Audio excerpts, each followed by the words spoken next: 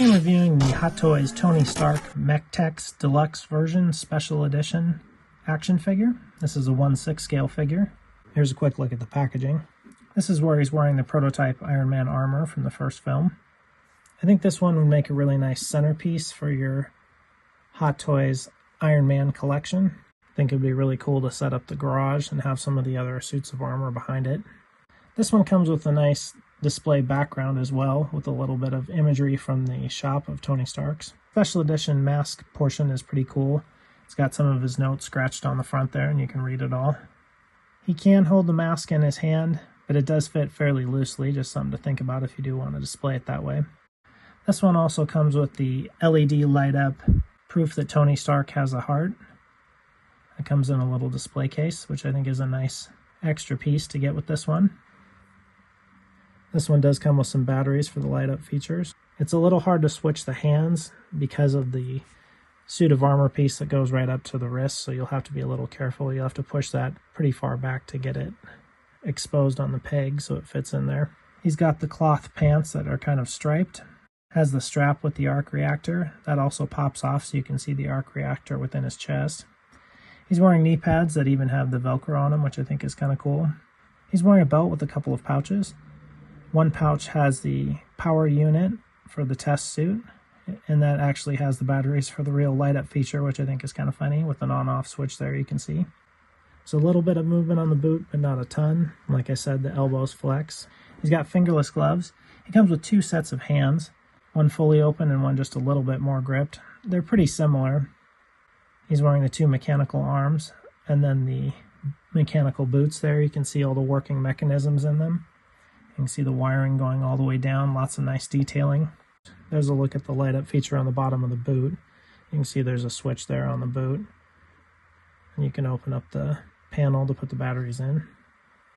Lots of really nice detailing on this one. You can see some paint applications on the arms there within the silver with some silver and red and green. He's got a gray cloth shirt and a black undershirt. Comes with a really excellent head sculpt of Tony Stark, Robert Downey Jr. I think this is one of the better ones I've seen. I know it's one of the best ones in my collection. There's a close-up look at the head sculpt there. You can see all the texturing on the hair. His head can tilt up and down pretty well. I think it's enough to get a couple different poses out of him. I really like the expression on this one. I think it works well with a couple different poses. Here's the lights on his hands lit up at a couple different levels just to give you an idea, including total blacked out. It doesn't shine very far, obviously, in the total darkness. To me, it's not really worth putting the lights in just because you gotta flick the switch to turn them on all the time. If it was a plug-in feature, I think I would use it more.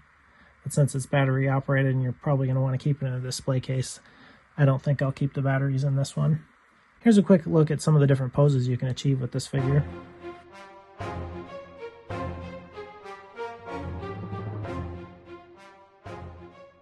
It comes with a really nice stand. You can see part of the shop floor there with the black and white. And it has the flexible post, which is nice. Clips on easily, and you can get him into a couple different poses leaning if you'd like to. Here he is next to an Iron Man 3 Tony Stark, just to get an idea of the comparison on the head sculpts. Both of them are really nice. I do like this head sculpt even better. There's a close-up look at the head sculpt within the helmet from the Silver Centurion Hot Toys. Those ones are about equal quality, just kind of a different expression on them. Here's a quick look at him next to the Silver Centurion Hot Toys figure, just to get an idea. That one does appear to be a little bit taller. It does come with his robot arm there. It does come with the fire extinguisher that you can put in the claws. I'd be very careful because that part is pretty fragile, but it does fit in there nicely, as you can see. The claw arm does bend a little bit. Make sure you read the instruction booklet to see how far you can bend this one. It is a lighter weight plastic, but another really highly detailed part. Overall, I'm extremely impressed with this one. If you're an Iron Man fan, I think you definitely want to get this one. It's one of the better Tony Stark figures I've seen. And like I said, the fact that you can recreate the garage scene from the first film would be kind of cool.